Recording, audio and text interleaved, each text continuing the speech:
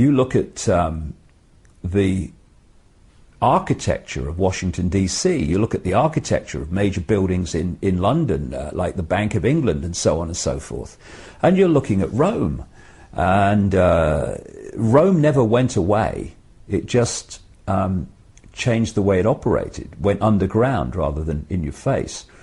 And we're actually seeing, Henrik, actually, almost a cycle being completed now, because there was a point where people were rebelling against overt, in-your-face dictatorship, i.e. royal diktat, kings and queens dictating everything. They rebelled about that, and that this was a problem for the control system, the emerging control system. So they had to start to do it another way, and they did it by moving these elite bloodlines, although they kept some in the royal families like we have in Britain, etc. But most of them went into what I call the dark suit professions and introduced this thing called democracy. And they had politicians which appeared to be voting in relation to what people wanted, and they were being elected by people. And then you had the corporations, and you had all these other things. All these dark suit professions of this cabal and their agents and gophers were running this system. And for a long time, they ran it because they had to, as if people were free, and they equated freedom with democracy, which is just dictatorship by the majority, or even dictatorship by the minority in many countries. And people bought that. But what we're now seeing is the movement getting ever faster, to the point where people are beginning to see again, as you know from your program, and I know from traveling the world and talking and researching this, more and more people are beginning to see again, actually, we're being controlled. It's almost like it's a return to, we're not having kings and queens dictating to us just because of their bloodline. And now people are starting to realize, hold on a second, in a different form, that's happening. And so we're seeing the European Union and all these other institutions of power becoming more and more blatant in the fact that that's what they are, dictatorships.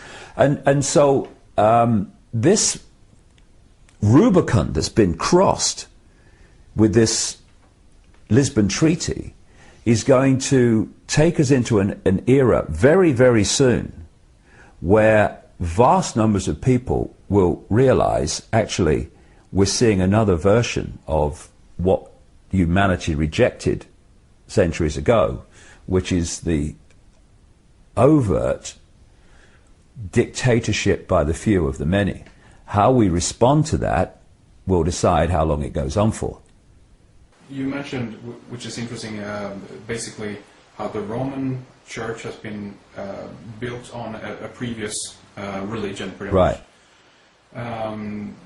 They also use the name Europe. Europe, of course, it comes from Europa. Which is another name for the goddess, another name for Semiramis, and the goddess under so many names in different communities and societies. Absolutely, we're seeing it re-emerging from behind the shield, from behind the smokescreen.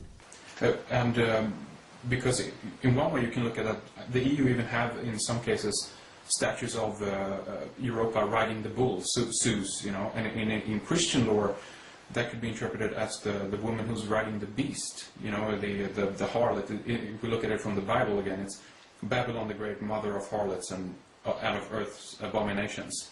So in one way you wonder, which one is it then? Is it that she's the bride of the devil or the mother of God here? Who are we talking about? Because if I just show you quickly, you've probably seen these images already. But that's the comparison of the European Parliament and Peter Bruegel's Tower of Babel. And of course, merged together, they look like the same. So are they building the Tower of Babel? Or are they building the Babylonian Empire again? But they're doing that under the guise of Christianity. Or what do you think is going on there?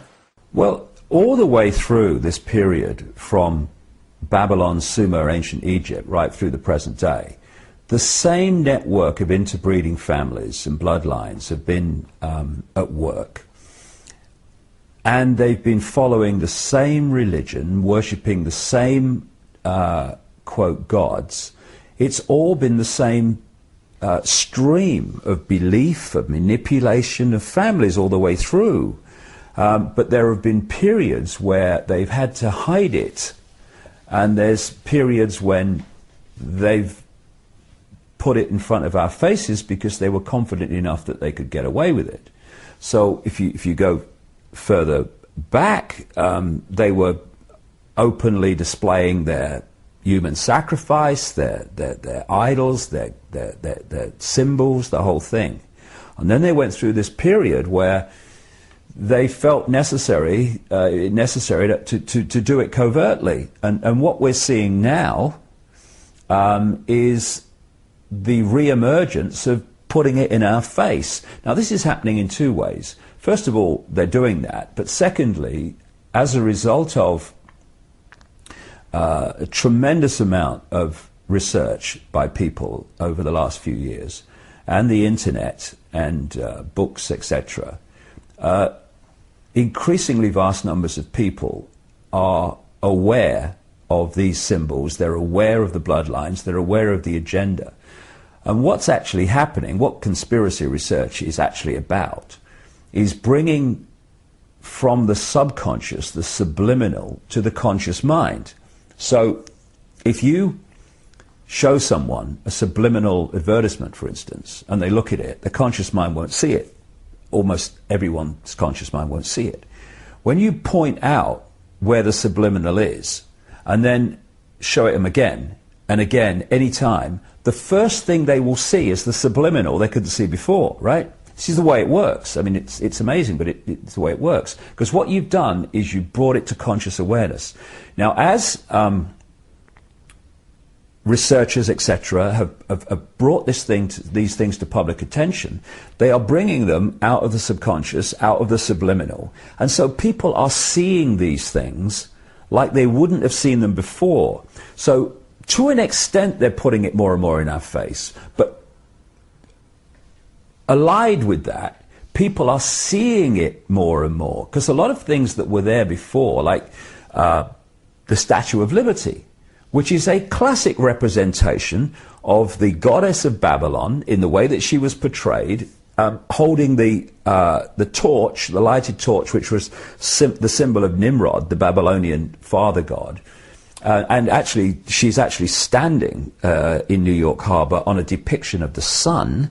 So it's all kind of sun-moon symbolism, which is basically the religions of these people, because that's another story. The sun-moon is covertly hiding the real meaning for those symbols. But so people are seeing it more, and will go on doing so, because these families are seeking to impose a global Roman Empire and a global Babylonian Empire, if you like, and therefore the symbols that they will use will be the symbols they've always used, and that's where it's becoming more blatant to people as they become more aware of what's going on.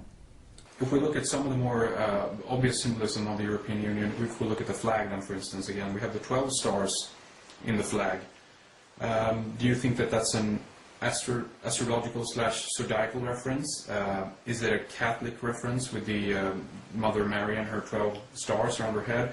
Or if we take it further, do you think could it be like the 12 lost tribes of Israel? Is it a Zionist reference here as well? What do you think? Well, people use symbols for different reasons, and they can have different meanings for the same symbol. But what is blatantly clear is that the 12 stars in a circle are an ancient symbol of the goddess.